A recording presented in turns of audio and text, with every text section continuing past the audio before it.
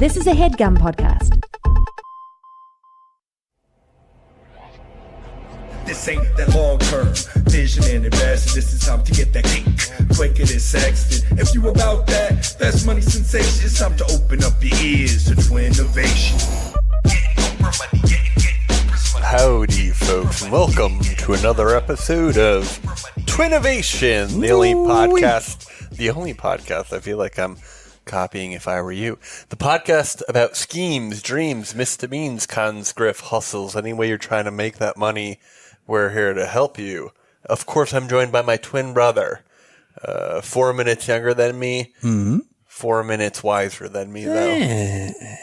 And 40 pounds lighter than me. His train's about to go off the rails. Choo-choo. He's El Jefe of La Federación, Jeffrey Rosenberg.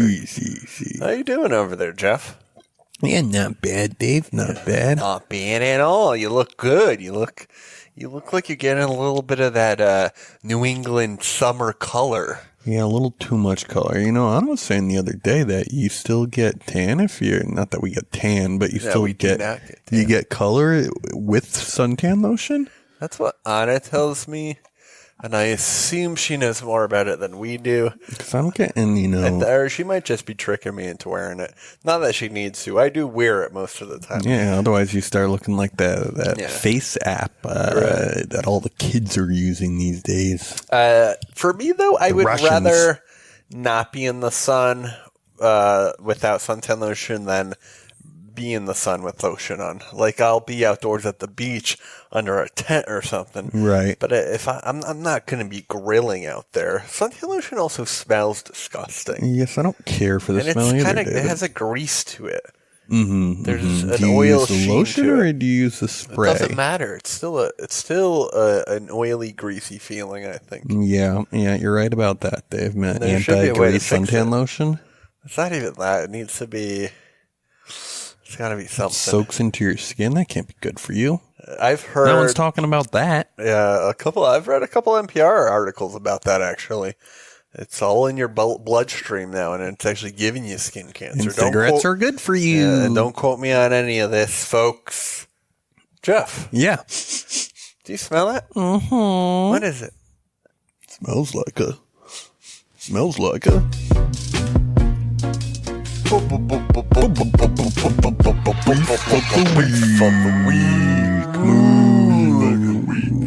Jeffrey, you said you had something that was bugging you, beefing Dave, you. You know, I've worked the last 2 days up there in Flushing, Queens. You ever been up to Flushing? It's by City Field, where the Mets play.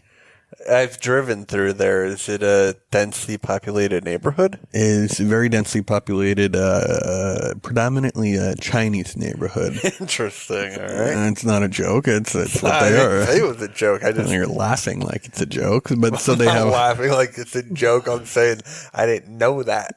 Well, yeah. So it's a huge demographic there. Yeah, in the sense that a lot of places don't even have English on the menus.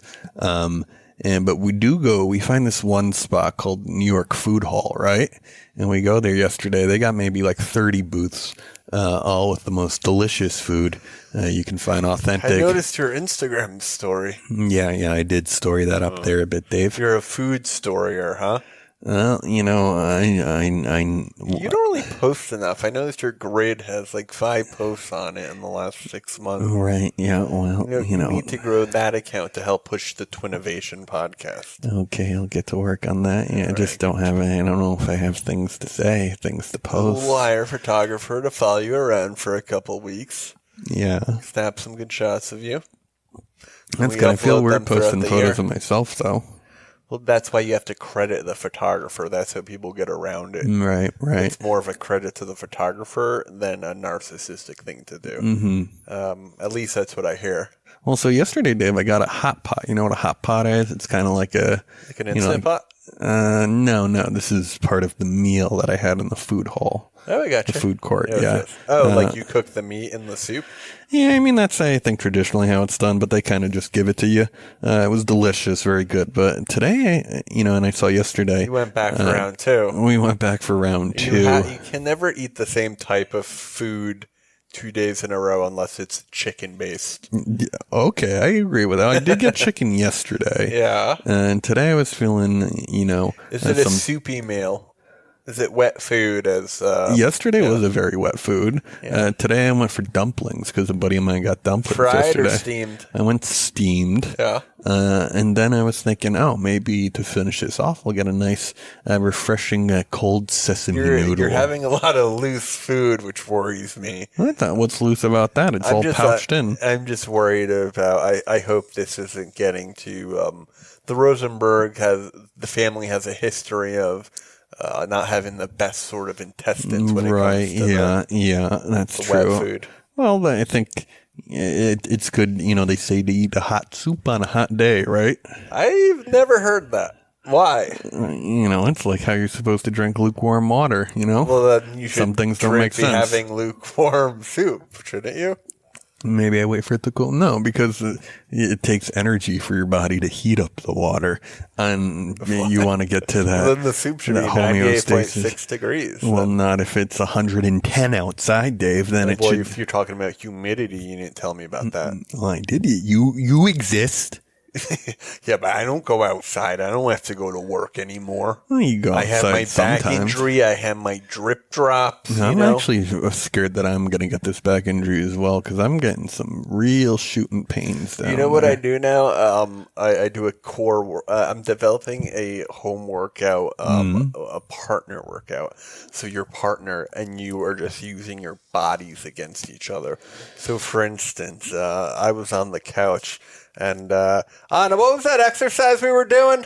Oh, she was laying on me and I was kind of doing push-ups on her. Kind of like those yoga videos that you sometimes accidentally watch online and they turn into porns.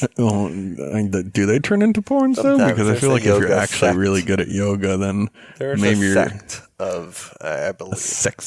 A yogi sex sect. Yeah. And is that where they rip the pants from behind, Dave? Those type of videos to make a new, an entry point? Yeah, well, Jeff, if you're talking about chakras, and, there's probably 11 or 12 of them. I think there's 6. 6? Maybe 7 5. is more of a magical number. Well, because I only think you got one. You got your crown. You got the one in the middle of the eye, then you probably have a heart one. I don't think any go below the penile gland, though, because then you get a split. The legs don't really have... It's weird that legs don't have any... The organs. Yeah, but I guess the arms also don't have any organs. If you think about it, what do you need? The stomach is to power the food and the calories, power the brain and the heart. The heart powers the brain. Yeah. Stomach powers heart, which powers brain, right? Yeah. And so you kind of just need a power source for the brain. And no, I'm just saying we can kind of look like these, like, I guess Evas from Wall-E. You just have like I actually never saw Wall-E. Your core and then your head. Yeah, I'm saying I don't feel like think you need we probably core. have to eat so much more Arms if we want to cut important. down on food consumption. Hands, chop off the legs, chop hands off the are more arms. important than even anything below the lower body. Yeah, I would say go so. even head, hands. I'd rather have without the arms. No, you need the arms for the hands, but I would rather have arms and hands and a body. I think you can do hands, arms, head, machine. Oh, so you have a droid-like body. Brain and hands, I think. What about the stomach that powers the heart, that powers the brain? That could be whatever type of fuel source, Musk is working on that. Yeah. Well, back to my cold sesame noodle story. Yeah, it's a long piece. I get these boys, and I take my first bite, and I'm trying to coil it up in my fork, no less. Mm-hmm. And, I can't even, these things are rubbery as all hell, Dave. They've got dumplings? No, this cold sesame noodle. Oh, I gotcha. And they're honestly not even that cold. The sauce was lacking, and it had a real chewy taste to it, And you had the nosh. For sure. And it was so unsatisfying. And I spent, 36 hours thinking about these goddamn noodles to no avail. Wait, so I was pretty pissed about that. It was at a different spot in the same It market. was at number 9. Yesterday I went to number 17. Okay, I see. So you were disappointed because yesterday you had the piping hot